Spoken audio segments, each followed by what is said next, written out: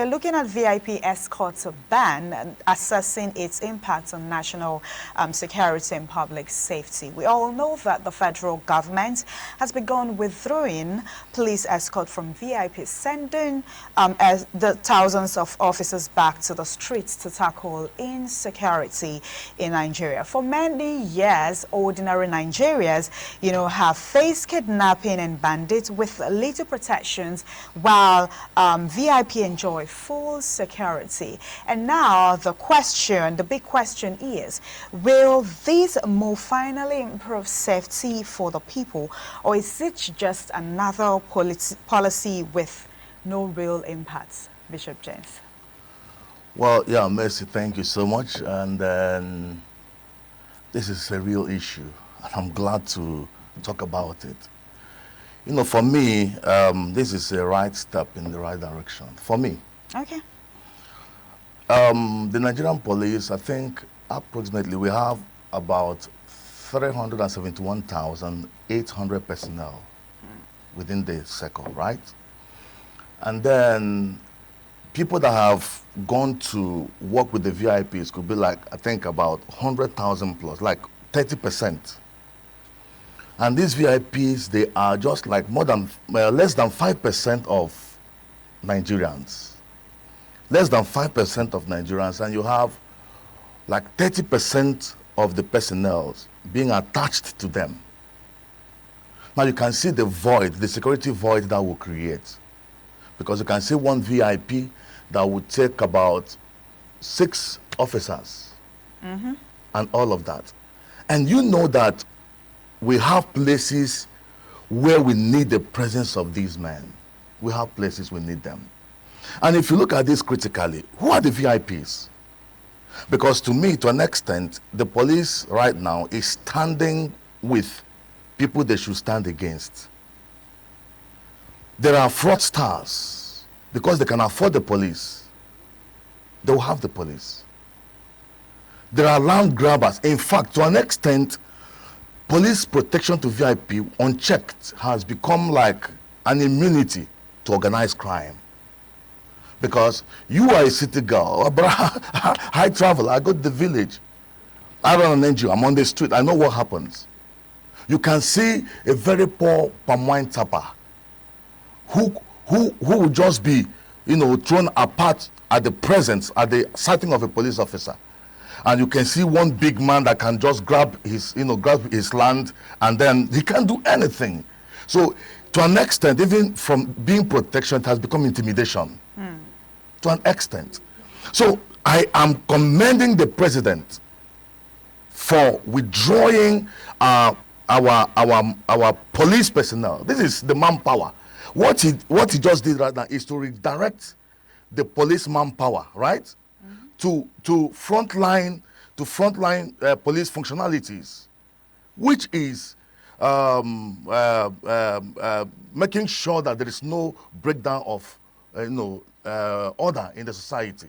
So the public space is the first place of assignment.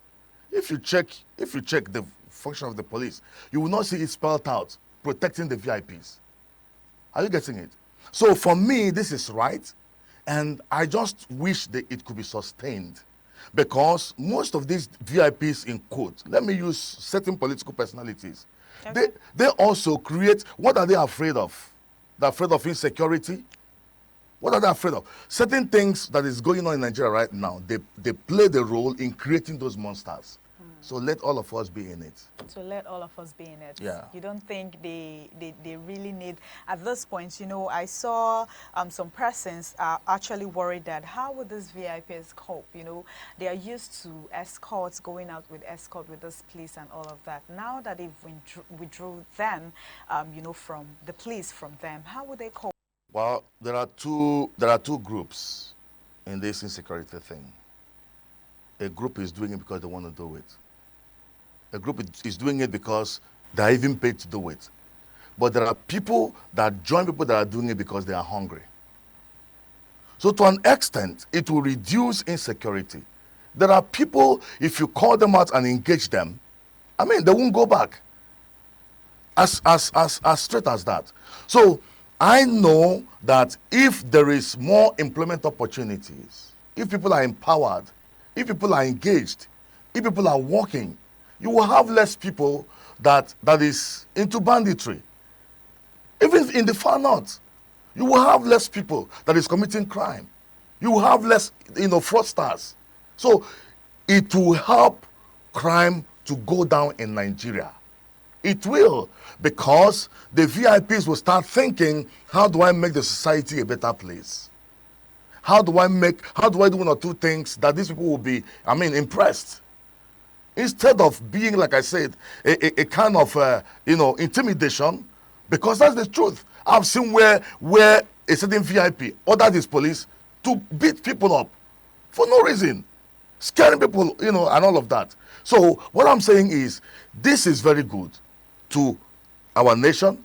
It is very good to the state of this nation right now. It will reduce banditry. It will reduce insecurity. If they know that if there's a pothole somewhere as they're driving, they will slow down, all right? They will slow down, and these armed men are not all around them. They will fix the road. So they will move fast. So directly or indirectly, digest it very well. You will see that I think Mr. President woke up from the right side of, his body. But do you think these VIPs or the police officers, the police personnel, do you think they would comply? Because some Nigerians doubt the sincerity of the police. Do you think they would actually comply? Well, don't forget that every police officer is answerable to the IG of police. And the IG is answerable to Mr. President. And Mr. President is answerable to the Constitution. What about the VIPs? Do you think the VIPs will comply? The VIPs are answerable to the Constitution. You just said something earlier that the VIPs, you see some of this person, they might just dress in suits. You think they are DSS, and they're still there. They're not complying. They are just doing it in a way that you would not know that these people, they are still police personnel, Can I tell you something? Can I tell you something? Okay. Except Nigeria is not serious about this. Do you know what is power? Every VIP is under the law. Nobody is above the law. Except the government is not serious about this. If Mr. President meant what he said, and the IG of police is committed to it, I hope you know that the IG knows who is on duty part-time, who is not on duty part-time. I hope you know that he has the security information of this country on daily basis, minute to minute, on his hands. Let me tell you, Nigerian DSS, if you are far, you think they don't know what they're doing. Nigerian DSS is one of the best in the world. There's nothing happening here they don't have the intelligence. I'm telling you, those guys are professional. So if the policemen that there is no one serving that should be, attached to anybody except the government says so, it is easy. So what I'm saying, it's not about VIP compliance or the personal compliance. They don't even have an option because everybody is under the law. That's what I'm saying. So they don't have an option. They don't have an option. To comply. They don't have an option except the government want them to comply. We saw that a special monitoring team was adopted across states to check hotels, events, offices, airports, and major roads for unauthorized police escorts. I think that would also help that whosoever that is not complying would face punishment. Let me ask you a question. The Nigerian police knows how many guns they have. They know who they assign guns to. It's not porous. It's an organized system. Do you understand me? It's an organized system. If I'm not on duty and I decide to be on mufti to follow a VIP to function, at that juncture, I'm an ordinary citizen. Because you're not in uniform? No, not even. I'm not on duty. I'm not on uniform. I'm not on duty. Are you getting it? If a policeman is not on duty, anything he does is illegal assignment. So if you're not on duty and you follow a VIP or something happen, you kill somebody mistakenly or something, they consider you a murderer because government didn't send you. Police people are sent. I can't just wake up as an officer and do whatever I like to do. No, it's assignment. I will come back and give report of how, you know, I performed as I went out. So there is no how, there is no escape route, except the government wants it to be porous. So let's talk about the insecurity that have been happening for a couple of weeks now. We've been seeing cases of kidnappings, banditry, eye swap here and there happening. Insecurity as being a major problem in Nigeria that we've been facing. And you know, the genocide, I don't want to talk about, okay, Christian genocide, rather. You know, Trump saying it would come to Nigeria to help with Christian genocide and all of that. What would you have to say about insecurity as a whole in Nigeria, you know, with what has been happening and all those escort ban? I mean, the president, of course, a lot of Nigerians, a lot of people, citizens, have been crying to the president that we need help. We need, you know, we need a lasting solution to the problem of insecurity in Nigeria. So would you, basically, what would you say about the insecurity that have been happening in Nigeria? Do you think insecurity would, let me use the word, disappear one day in Nigeria, and we would like be free, you know, going out, you're not scared that something is going to happen and all of that? What would you have to say? Well, let's not mix these things up. You see, we have headsmen, killer headsmen, all right? These are people that are having issues with farmers. They are different from kidnappers. These people are cattle rearers that are having issues with farmers. So it's a different, killer headsmen, that's a different group. Banditry, people kidnapping, is a different group. Some that are agitating, I don't know what deal they said they have, that they have not been compensated enough, I don't know. They are doing their own banditry. Terrorism is different. Let's not mix these things. There are people terrorizing Nigerians on religious basis. So terrorism is different, we're suffering it. Banditry is different, we're suffering it. Herdsmen clash with farmers is a different, you know, ball game, and we're suffering it. Are you getting it? Now, these things need different approaches. You can't do just one thing and handle all of these. First of all, herdsmen farmers clash. The federal government has taken some steps, you know, promoting ranching right now. There's going to be ranching, right? Where you will not be, this nomadic style of cow rearing will no longer be there. So absolutely, that takes care of the killer herdsmen and farmers clash. So with that will go down. Okay. Now, terrorism, which is a nightmare. That's what you see. People will be in the church. Someone will just invade there. There's no problem. They will keep people in the church, take the pastor, do whatever they like. That terrorism is a global war. And Trump never talked about the herdsmen clash. He's not even talking about the banditry. He is talking about terrorism, which is a global war. Are you getting it? And Nigeria cannot fight terrorism, because these people doing this are not just Nigerians. There's also an organized system that is funding this. So the people doing this, they are not just Nigerians. They are not just Nigerians. There's an external influence. ISWAP is an external influence. You see world terrorist organizations extending into this nation. So you can see that these things are different and they demand different approaches. And I think the military, in fact, General Musa knows this more than any other person. The army, they know.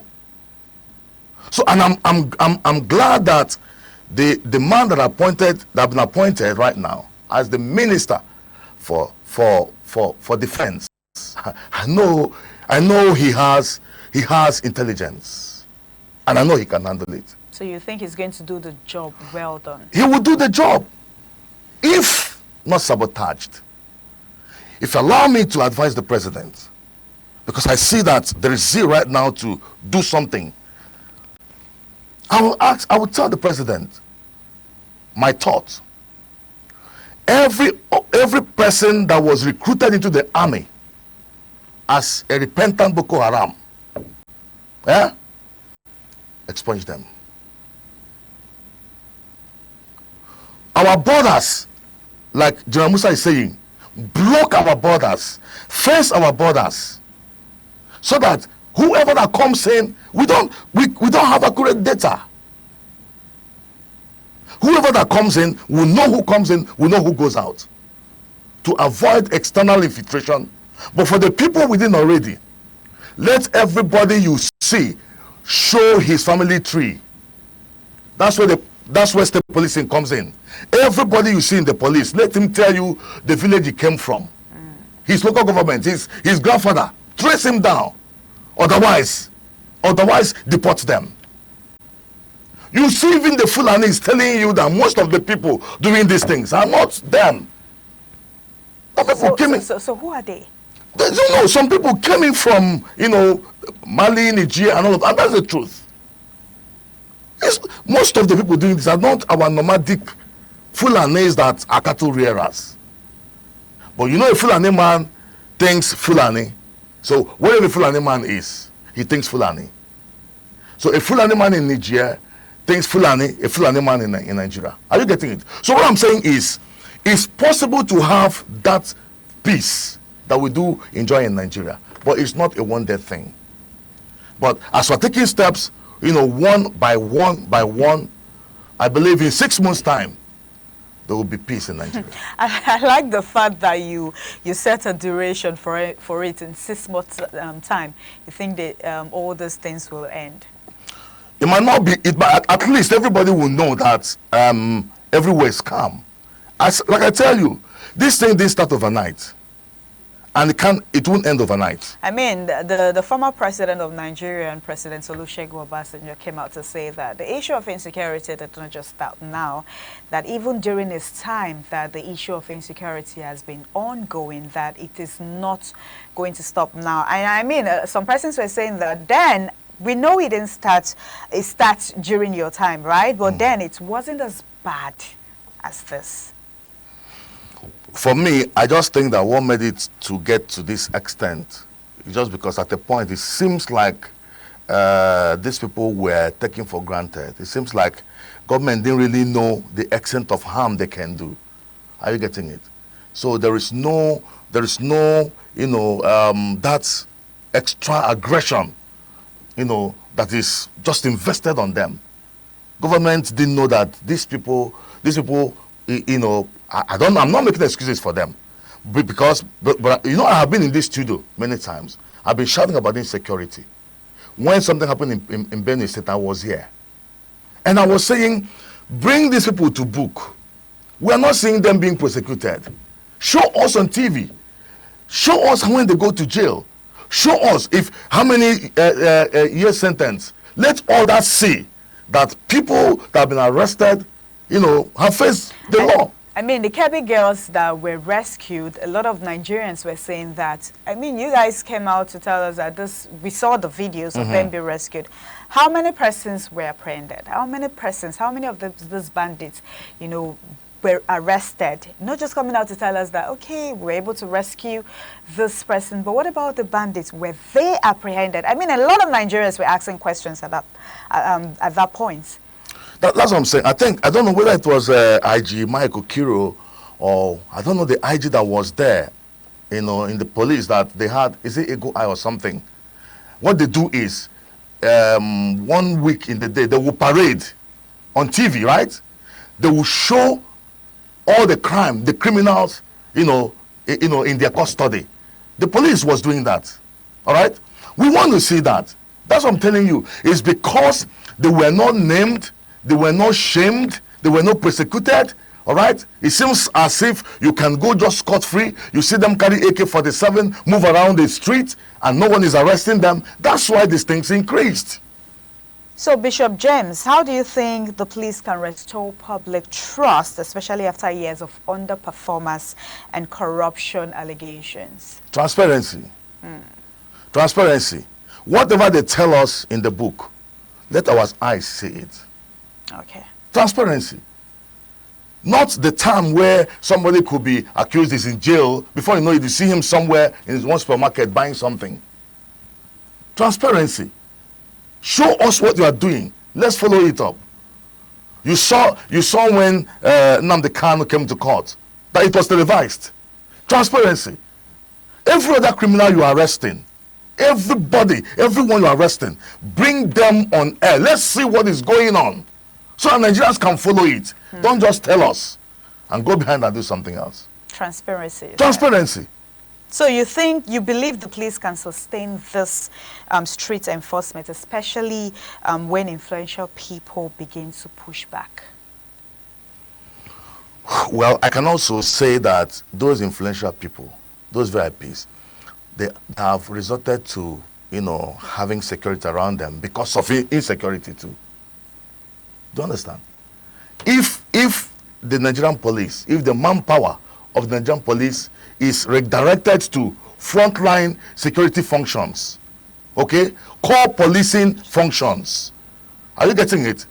I mean, even the VIP will be will feel secured if the Nigerian police is having an organized security, outings right now.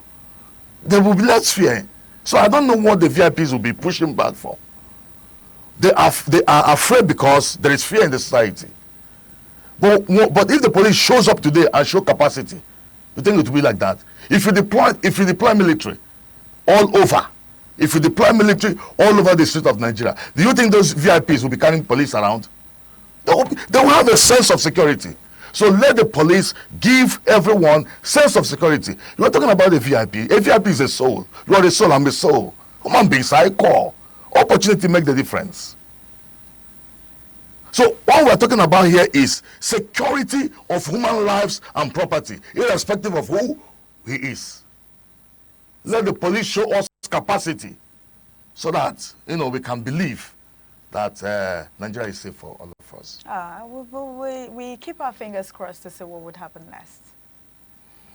Amen. Yeah. All right. Thank you so much, Bishop James Grand Okocha, for helping us analyze today's topic on VIP escort ban, assessing its impact on national security and public safety. Will it help curb?